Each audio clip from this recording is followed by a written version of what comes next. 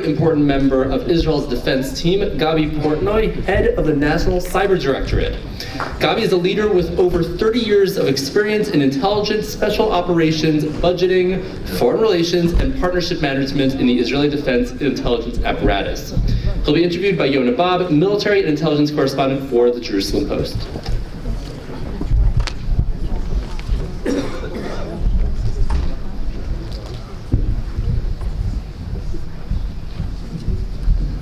Hi, Gabi, good to be here with you. We're at war. People know about terrorism, people know about the rockets, but people don't know what this man is doing all of the time. The war is constant. This is the cyber war, invisible in the digital sphere. Yes, there's the Mossad, the Shin Bet, Israeli military intelligence, but they're defending networks that want to be defended. This man has to defend all the rest of us who sometimes have no passwords, 1, 2, 3, 4, when Iran is going after our banks, our water sector, our hospitals, all kinds of other things. So this man is one of the most important people in the country. We're very lucky to have him today. And with that very happy introduction, Gabi, how does the issue of cybersecurity connect to the Museum of Tolerance in Jerusalem? So I would like to start with thank you for inviting us. It's an important issue. We need a lot of tolerance these days in the world, not just in Israel. And I hope the museum will affect Israel and of course all over the world. So if we are talking about tolerance, I noted 4 things that are regarding to cyber. The first of all, in cyber we don't have any borders. We are all connected and we have to understand it. If we want to fight our enemies efficiently, we have to connect and to fight a network with a network. A good example for that, it's the CRI, the counter ransomware initiative that is led by A. Neuberger, the Deputy National Security Advisor of the US. And I have to say, she is also ultra-Orthodox lady. She's leading 37 countries that wants to fight cybercrime and especially ransomware together. I think this is tolerance. We and the Emirates are responsible in this group to build the platform to collaborate better with all those countries.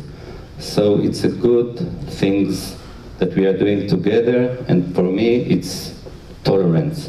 And if we are talking about tolerance, we have to talk here about the Abraham Accords countries. We are in a very good relationship with Bahrain, with the Emirates and Morocco, and I hope that there will be more countries in the future.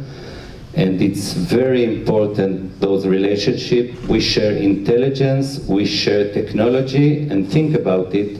What kind of fence we are building in cyber against our enemies when we are together? Gabi, I just want to jump in for a second. You mentioned the Abraham Accords. People have been very concerned here, especially after the last month when the Saudis signed a deal with Iran. People thought maybe that could undermine the Abraham Accords. What are you seeing since you're working with people in these Sunni countries on a regular basis? Has it messed things up? Has it undermined? So, meanwhile, we are not saying anything. But I think this is an important relationship, and we will embrace it as much as we can, that all kinds of other countries will not influence those relationships. This is the reason we are investing a lot of time with them, and they were just in January, will be here in Israel. So I hope it will not influence them. Good to hear. Gabi, there's so many cyber threats. What really keeps you up at night? So, a lot of reasons that I'm not sleeping good at night, but regarding cyber, I can talk about our attackers, I can talk about our assets, and I can even say about the influence of the fake in the media and of course in the social networks. So regarding our attackers, Iran is our main enemy together with Hezbollah, a proxy of Iran. and of course the Hamas. And I have to say here, we see them, we know how they work, and we respond when we need to. But you know, it's not enough. The enemy's spectrum is getting wider and wider, and I'm talking all the time not about 50 shadows of gray, I'm talking all the time about 50 shadows of enemies.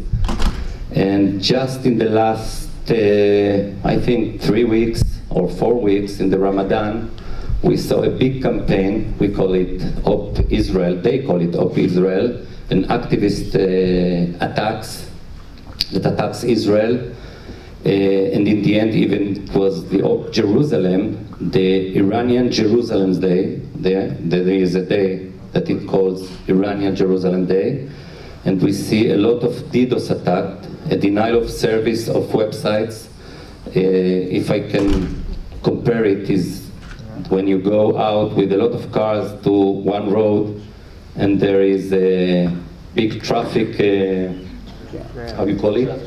Traffic jam. So this is the DDoS attack.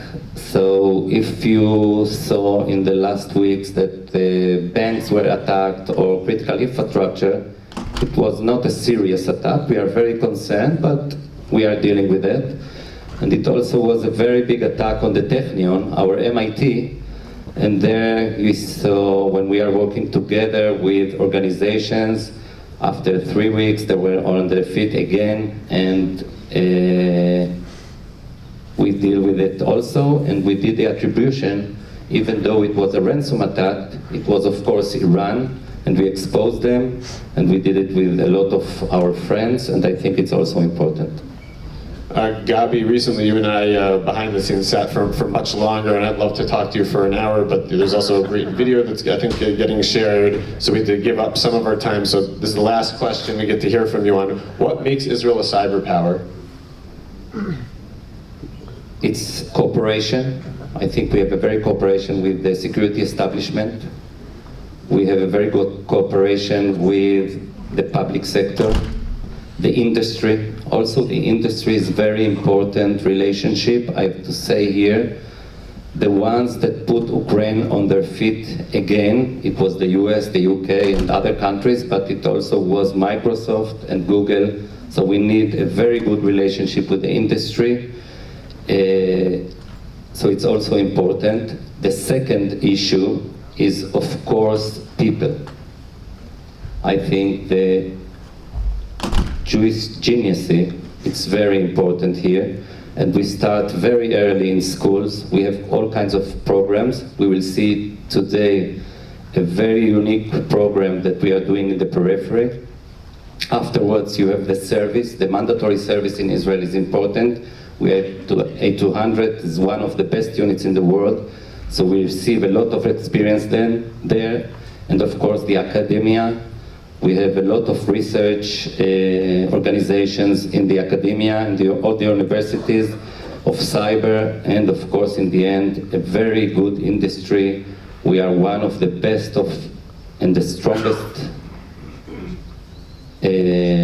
companies here in Israel, and we see it all the time, and it's not just a slogan to call us the startup nation. Great, thank you so much, Gabi.